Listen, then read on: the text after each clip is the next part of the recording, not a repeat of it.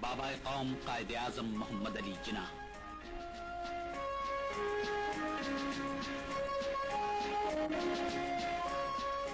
بر صغیر میں مسلم نشت ثانیہ کا سب سے بڑا رہنما، وہ قائد جس کی ولولہ انگیز قیادت میں 14 اگست 1947 کو پاکستان دنیا کے نقشے پر نمودار ہوا۔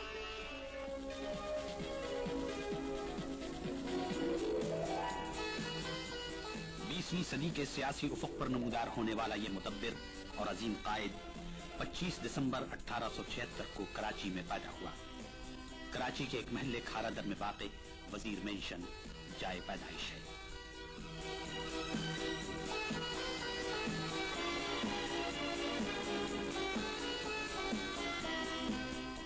چرچ مشن اسکول، سندھ مدرسۃ الاسلام اور لنکنز ان جیسے علمی گہواروں میں ان کی فکری تربیت ہوئی۔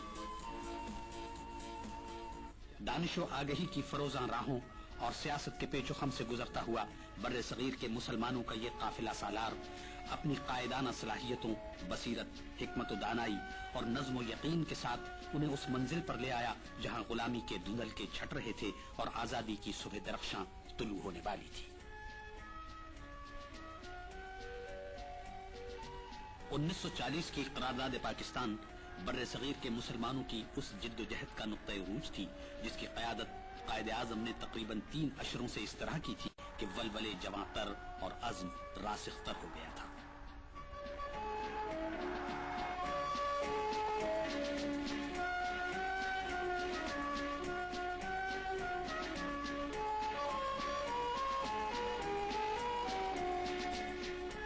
اب کاروان آزادی اس منزل پر آ پہنچا تھا جہاں مفکر پاکستان علامہ اقبال کے خواب کو تعبیر ملنے والی تھی، جہاں اس اسلامی مملکت کے خد و خال واضح ہو رہے تھے جنہیں علامہ نے 1930 میں مسلم لیگ کے اجلاس الہ آباد کی صدارت کرتے ہوئے واضح کیا تھا۔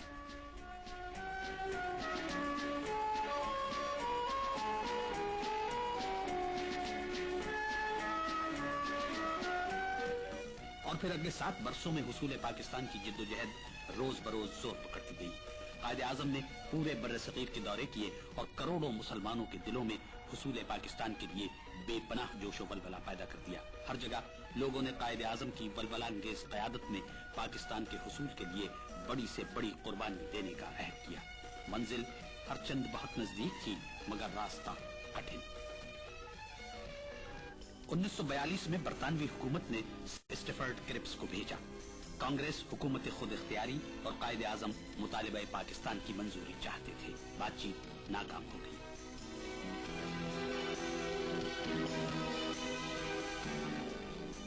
ستمبر 1944 میں قائد اعظم اور گاندھی جی کے مابین ہندو مسلم اختلافات حل کرنے کے لیے مذاکرات ہوئے۔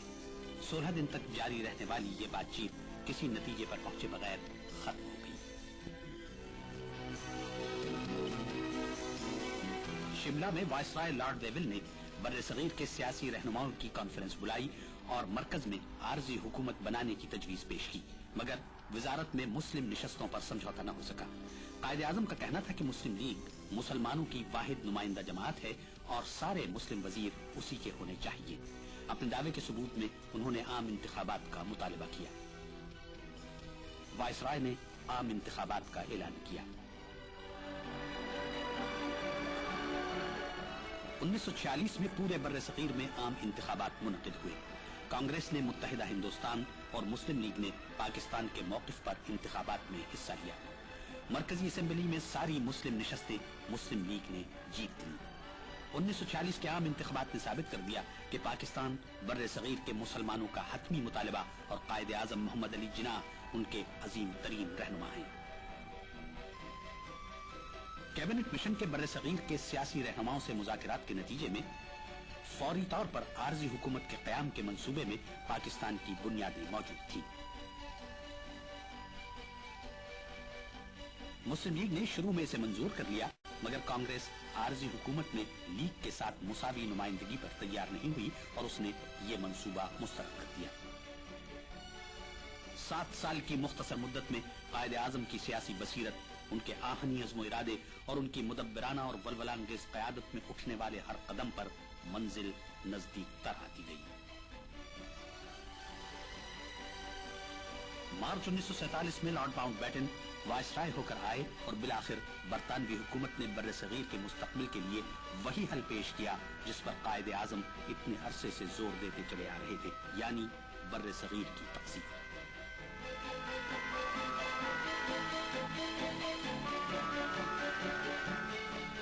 جون 1947 کو لارڈ ماؤنٹ بیٹن نے تقسیم کے منصوبے کا اعلان کیا تو قائد نے ریڈیو پر قوم کو یوں نصیحت دی: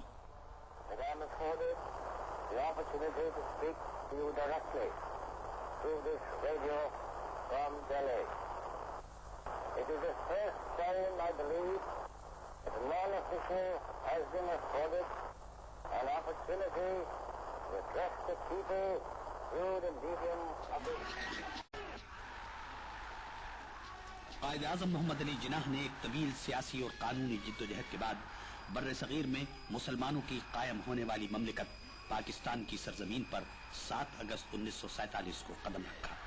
عوام کا ایک جم غفیر اپنے محبوب قائد کا استقبال کرنے کے لیے موجود تھا۔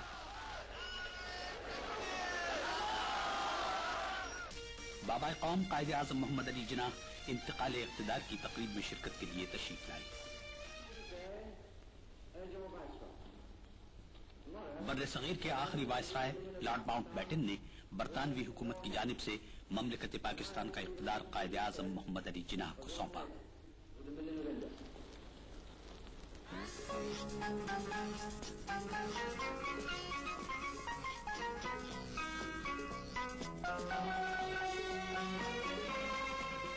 مملکت پاکستان کے سربراہ کی حیثیت سے قائد اعظم نے اپنی مختصر تقریر میں تشکر و تہنیت کا اظہار کیا اور مملکت کا اقتدار سنبھالا۔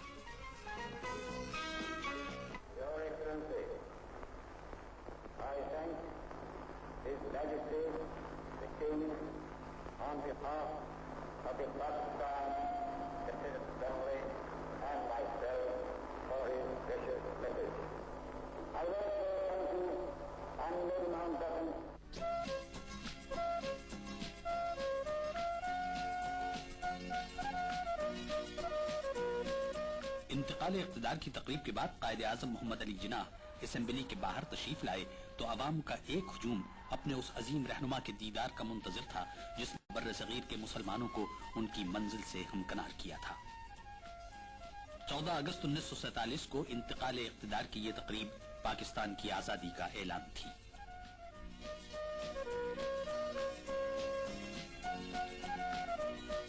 15 اگست 1947 کو بر صغیر میں مسلمانوں کی نئی آزاد خود مختار مملکت پاکستان کے ارکان حکومت کی حلف برداری کی تقریب منعقد ہوئی۔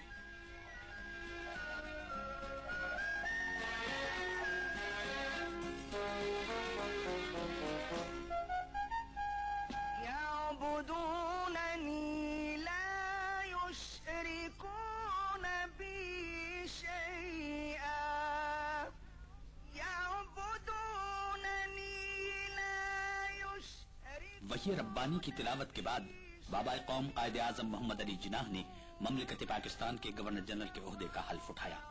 پاکستان کے چیف جسٹس نے ان سے